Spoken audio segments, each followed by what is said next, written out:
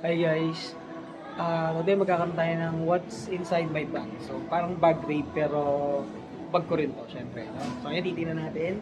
So ayan yung bag ko, pakita lang natin. Ayan yung loob niya, pag binuksan mo.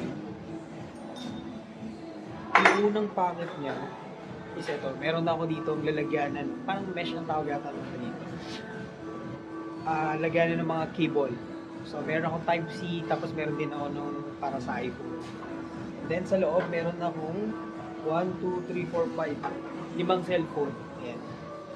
Meron akong iPhone 3, iPhone iPhone 16 Pro Max, S22 Ultra, Samsung, S20 Ultra, iPhone 13 Pro Max, and then S9 Ultra, Samsung. Okay?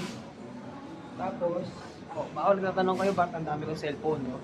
Kasi marami tayong mga source of income. So yung iba sa real estate, insurance, construction, etc. Tsaka personal. So kayo iwalay, iba-iba yung number niya.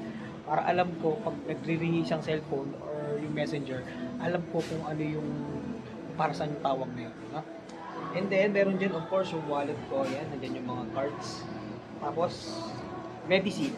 So, syempre, minsan sobrang busy tayo sa trabaho, bigla sasakit ang ulo mo, sasakit yung tiyan mo, ganyan. And then meron tayong alcohol. So yan yung laman ng bag ko. Yan, ganyan lang, konti lang.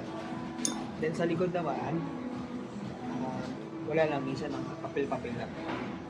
Pinumula tayo na mga resibo, ganyan.